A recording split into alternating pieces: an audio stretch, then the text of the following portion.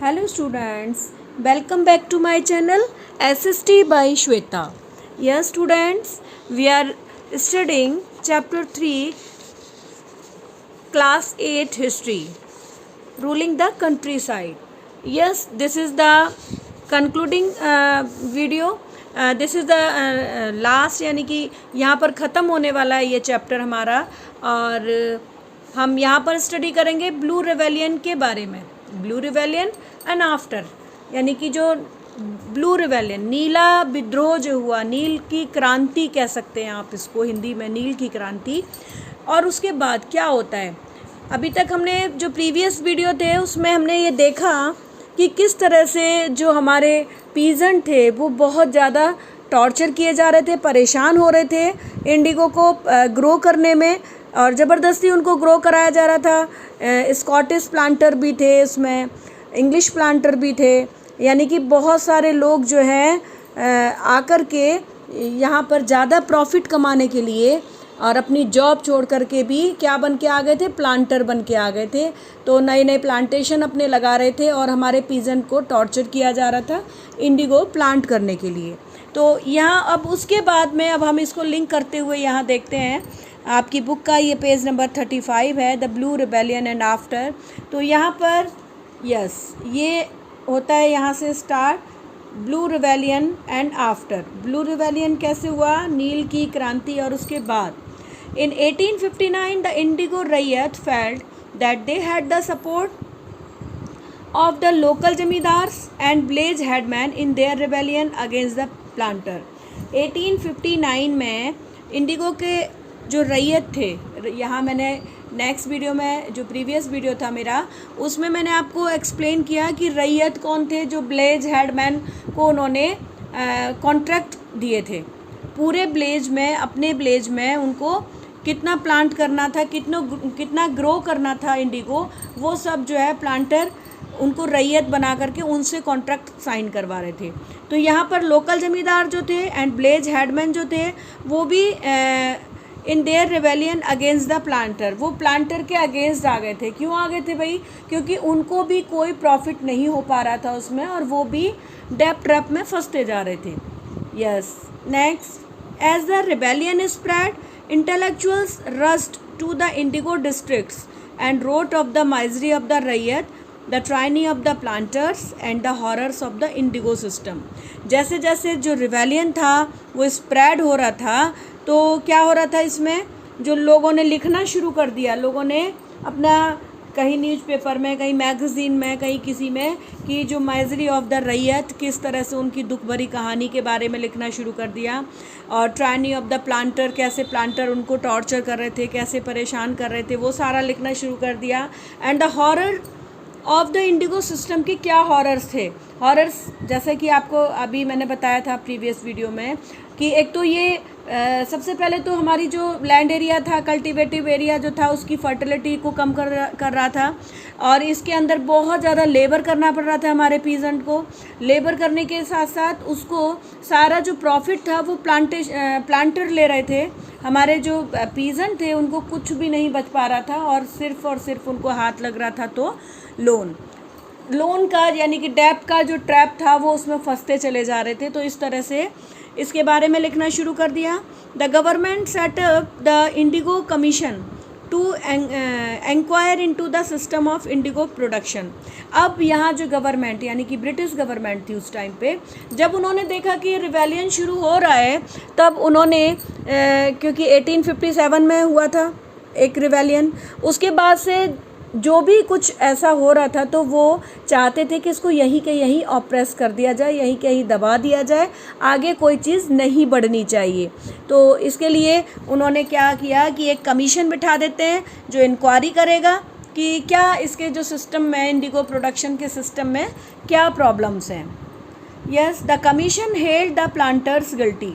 अब जो कमीशन था उसने देखा कि यहाँ पर जो प्लांटर्स थे वो गिल्टी थे, एंड क्रिटिसाइज दैम, उनको क्रिटिसाइज़ किया गया प्लांटर्स को।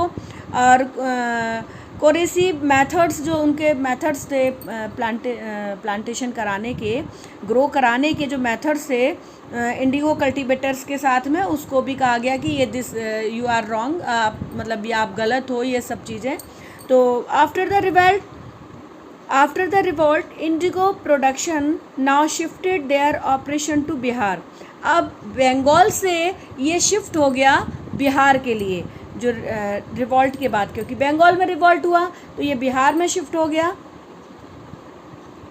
महात्मा गांधी इज विजिट, अब यहाँ से एक न्यू चैप्टर स्टार्ट होता है महात्मा गांधी का। जैसा कि आपने अपनी हिस्ट्री में अभी तक जितना भी स्टडी किया महात्मा गांधी के बारे में, तो महात्मा गांधी 1915 में रिटर्न होते हैं, अफ्रीका से रिटर्न होते हैं इंडिया के लिए। और वहाँ जब उन्होंने टूर किया अपने कंट्री का, तब उस टाइम जो है ब्लू रिवेलियन चल रहा था, नील की क्रांति चल रही थी। तो ये सब देख कर के अब इसमें महात्मा गांधी भी इन्वॉल्व हो जाते हैं। तो महात्मा गांधी इस विजिट हुई थी 1917 में, mark the beginning of the Champaran movement against the Indigo planter. यहाँ से इंडिगो प्लांटर के अगेंस्ट महात्मा गांधी ने अपना सत्याग्रह शुरू कर दिया चंपारण में, ठीक है। यस, तो ये जो चैप्टर था हमारा, ये चैप्टर बस हमारा यहीं पर फिनिश होता है बेटा। ये चैप्टर कंप्लीट हुआ कि लास्ट में महात्मा गांधी इससे ऐड हो गए थे 1917 में। और यहाँ से ही 1917 से ही, चंपारण से ही महात्मा गांधी का जो लाइफ शुरू होती है, इसमें पॉलिटिकल कह सकते हैं आप, या आप इसको कह सकते हैं कि उनको सत्याग्रह की जो यात्रा थी, जर्नी थी उनकी, वो यहीं से शुरू होती है। तो अब हम इसके कुछ इम्पॉर्टेंट क्वेश्चंस जो हैं बेटा उनको डिस्कस करेंगे। तो first question is Munro's revenue system brought what kind of problems. हमने जो सिस्टम पढ़े थे, private permanent settlement, Munro's settlement, ये सब पढ़े थे, महालबारी, रैयतबारी। अब इसमें जो मुनरो का था, मुनरो का कौन सा था भाई, मुनरो का था जो सिस्टम था मुनरो का, रैयतवारी। अब उसमें क्या प्रॉब्लम्स थे? There were many problems which Munro's revenue brought. One of them was that the farmers found it difficult to pay the revenues. यानी कि इसमें सबसे पहला तो था कि जो पेजेंट थे, जो फार्मर थे, वो इसको डिफ़िकल्ट समझ रहे थे रेवेन्यू को, क्योंकि फिक्स हो गया था ब्रिटिश के द्वारा। This caused them to relocate from the villages because this created unrest among the farmers as they were unable to pay it। जब वो इसको unable to pay it, इसको पे करने में unable थे, तो उनके अंदर unrest हो रहा था, बेचैनी हो रही थी, वो बेचारे ढंग से जी भी नहीं पा रहे थे कि किस तरह से इसको पेमेंट करना है। Next, when was the blue rebellion, कब शुरू हुआ? When was the blue rebellion started होगा ये।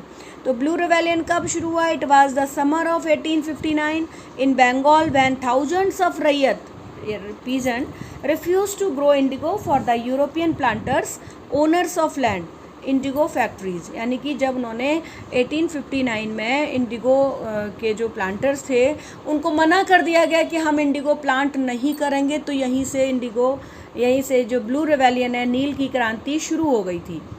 नेक्स्ट है, how did the Diwani of Bengal empower the company. कि जब इसके स्टार्टिंग में ही हमने आपको बताया था कि जो है दीवानी बंगाल की, वो हैंडओवर कर दी गई थी किसके? वो हैंडओवर कर दी गई थी कंपनी के। अब जब कंपनी दीवान बन गई तो किस तरह से एम्पावर किया इसने कंपनी को, कैसे शक्तिशाली बनाया, कैसे सशक्त बनाया कंपनी को? तो as Diwan the company become the chief financial administrator of the territory. Chief financial administrator का मतलब होता है कि सारा जो फाइनेंस था इंडिया का, मतलब बंगाल का, वो आ गया था हाथों में कंपनी के में, under its control. Now it could administrator the land and organise its revenue resources. अब वो लैंड एरिया पर भी कंट्रोल कर सकती थी और उसको कितना रेवेन्यू लेना है, किस रिसोर्सेज पर कितना रेवेन्यू लेना है, ये सब कंपनी को डिसाइड करना था, ठीक है। Yes, next question is why did cloth dyers prefer indigo to board? एक बोर्ड जो प्लांट था जो अभी हमने इसी वीडियो में डिस्कस किया था, तो उससे ज़्यादा इंडिगो को क्यों प्रेफर करते थे लोग?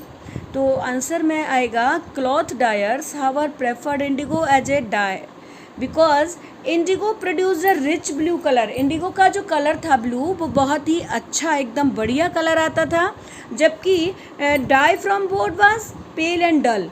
और बोर्ड के द्वारा जो बनाता था उससे वायलेट कलर आता था, लेकिन ब्लू नहीं आ पाता था, और ब्लू जो आता था वो येलोइश कलर में यानी पेल कलर में और डल कलर में आता था। Next, why were Bengal artisan deserting blazes?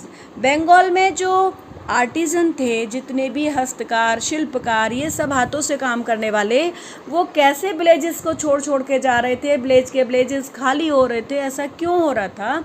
तो artisan were deserting blazes since they were being forced to sell their goods to the company at low prices. क्यों हो रहे थे भाई? क्योंकि वो जो भी बनाते थे, अपने गुड्स जो प्रोड्यूस कर रहे थे, उनको फोर्सफुली वो सारी चीज़ें सेल करनी पड़ती थी कंपनी को, और वो भी लो प्राइसेस पर। तो उन्होंने सोचा कि इससे बनाने से ही क्या फ़ायदा कि हम इतनी मेहनत करें और फिर भी लो प्राइसेस पर उसको हमें सेल करना पड़े।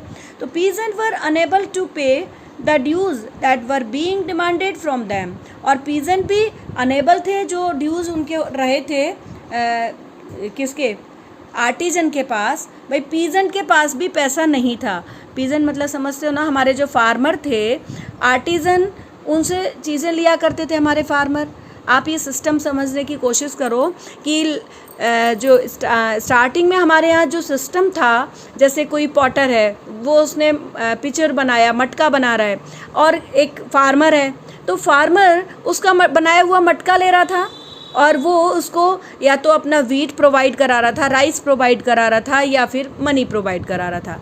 अब यहाँ पर अगर वो मटका प्रोड्यूस करता है पॉटर, तो उसको लेने के लिए फार्मर के पास उसके पास भी अपना राइस नहीं रहा, उसके पास भी अपना वीट नहीं रहा, क्योंकि वो इंडिगो उगाने लग रहा है, और इंडिगो का सारा लेके जा रहा है कौन? प्लांटर लेके जा रहा है। ठीक है, वो खुद बेचारा डेप्ट में आ गया, पीजेंट जो था हमारा, तो उसका लेगा कौन? यानी लोकल मार्केट तो कोई ले नहीं रहा था, और जो कंपनी उससे बाय कर रही थी वो लो यानी कि चीप रेट पर ले रही थी, यानी उसको बेचारे को लॉस हो रहा था बहुत ज़्यादा, तो उन्होंने वो काम ही अपना छोड़ दिया। तो यस, नेक्स्ट हमारा क्वेश्चन होता है what were the causes of Champaran movement? Champaran movement के क्या कॉजेज थे, क्या कारण थे जो चंपारण मूवमेंट हुआ?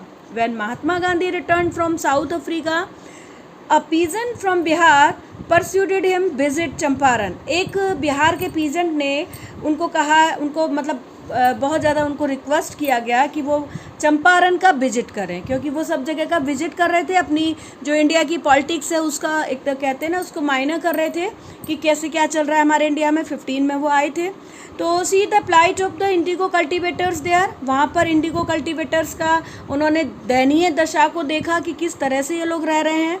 महात्मा Gandhi is visit in 1917 mark the beginning of the Champaran, और जब उन्होंने पहली विजिट की 1917 में, तो ये बिगिनिंग हो गई चंपारण मूवमेंट की अगेंस्ट द इंडिगो प्लांटर की।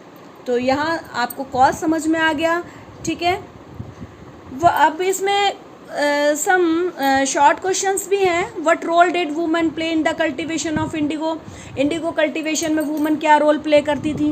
तो वुमेन का रोल क्या था भाई इसमें? Women usually carried the indigo plant to the vats के तरह में लेकर के जाया करती थी वो इंडिगो प्लांट को।